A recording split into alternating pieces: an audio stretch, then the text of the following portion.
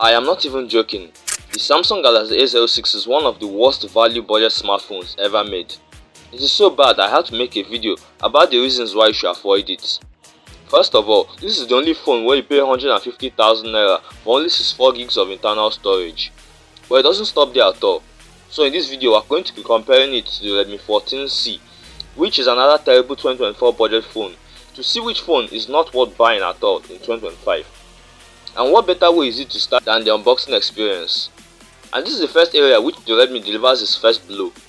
Inside the box you get the phone, and beneath that is a smaller box which houses the SIM ejector tool and a couple of manuals. After that is the soft transparent case, USB-C cable and a charging brick. And here's the phone. The Samsung's unboxing on the other hand is literally the opposite. You get a tiny box which contains only the phone and the USB-C cable. So the Redmi picks up its first point in this comparison. In my opinion, Samsung should have thought this whole package issue through. Like, imagine paying 150,000 naira only to still bring out extra money for a charger and other accessories. Other phones at this price point include all the items in the box, but I don't know why Samsung doesn't do it. I was completely fine that it was done for flagship, as you can still squeeze out some more money for accessories, but for this phone, I'm not impressed at all. That's one solid reason why I can't even recommend the A06 to anyone. Next up, the design and build quality. Both phones are well designed. I like the boldness of the Samsung and the fact that the Redmi is much more compact and arranged. The cameras on both phones are placed in good spots, though the Redmi is unable to cause any sort of table wobbling, though the Samsung is able to. If I were to go for the phone with the better design, I wouldn't actually select any, as both of them look clean and premium, but that isn't actually the case for the build quality. Though these phones are made of plastic, they are so well built you shouldn't experience flexing or bending of any sort. They really feel good to use because of how slightly curved they are, and they're also really sturdy and durable. But if I were to pick the phone with the better build, that obviously has to be the Redmi 14c. Why this phone is better in this category than not only the Samsung but other similarly priced phones as well is that unlike those phones which are constructed entirely from plastic, this one has a glass back which is more premium and more scratch resistant. In my opinion, I think a glass finish sucks because it's more likely to break than most and also makes the phone a little bit heavier. But since it's a better, more premium material, I still give the point to Redmi. So that's 2-0. You're really doing good, Samsung. Let's now see which phone has better external features. Both phones support a side-mounted fingerprint scanner which unlocks the phone pretty quickly. Unfortunately, neither of them have stereo speakers, which is almost disappointing because there are quite the amount of budget phones which are now adapting stereo speakers. It doesn't mean your viewing experience will be bad, it's just that it's not going to be as enjoyable. Also, I would have loved to give the Samsung Galaxy A06 its first draw, but it still managed to screw up. Somehow, it also lacks IP rating, which is so confusing. It's probably the only phone priced around this price where you don't get any sort of protection. So, in all of that gives the third point to the Redmi 14c. Okay, fine, so none of these phones came with stereo speakers, but I guess if you are watching content, speakers aren't as important as the display itself. So between this phone, which phone has the better screen? The Redmi 14c comes with a 720p IPS panel with a 120Hz refresh rate and about 500 nits of brightness, while the Samsung comes with a 720p IPS panel, but this time a 60Hz refresh rate. What the heck? Considering that this is 2025, this is pretty disgusting, and I just really get mad about the fact that the A06 lacks all this basic stuff, especially with the initial downsides. It isn't really noticeable on paper, and I could say that I still don't like both screens because of the unnecessary larger bezels and the ugly teardrop notch, but the A06 is much worse. So the fourth point goes to the Redmi 14c. Okay. And if you are enjoying this video, kindly smash that subscribe button for more videos just like this one. Thank you so much. Now, it doesn't mean you will enjoy watching your favorite shows on either of these phones. It's still a pretty good set of screens. It just means that it's not as immersive as the competition. You'd be better off using the likes of the Infofull 50i or the Technospark 30c.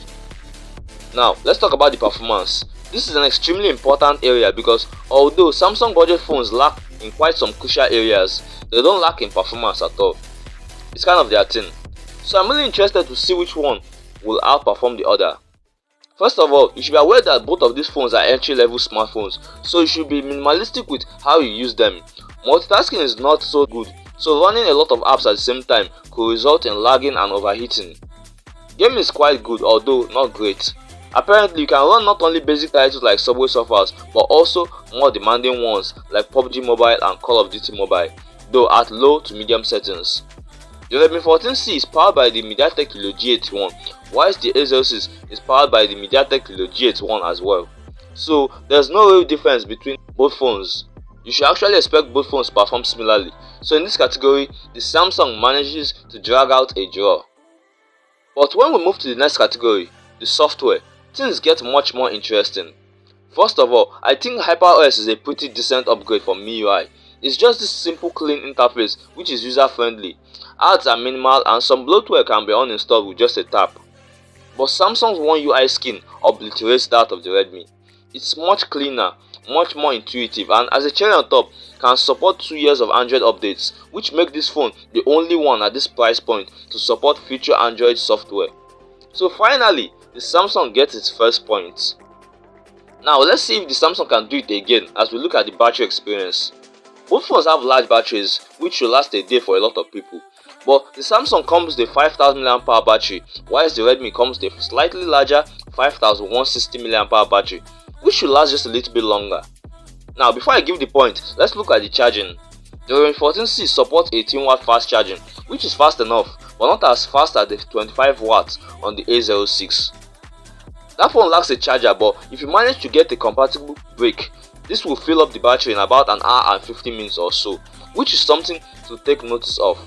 So in this category, I'm giving a draw to both smartphones. I personally prefer a bigger battery, but what about you? Do you prefer a bigger battery or faster charging? Let me know your opinion down there in the comment section. Now onto the cameras. Which one is better? I think it's an outright draw. Both phones sport a 50MP camera which shoots video in 1080p 30 frames per second. The photos are pretty good in sufficient lighting and still deliver quite well in low light. The video is capped at 1080p and you can see pretty average results. So both cameras on these phones are pretty comparable, which makes this decisive category end up as a draw.